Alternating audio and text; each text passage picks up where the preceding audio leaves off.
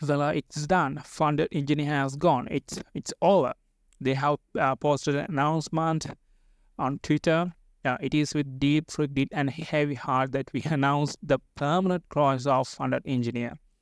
And furthermore, they said that we have been unable to overcome the challenges that we faced. Right?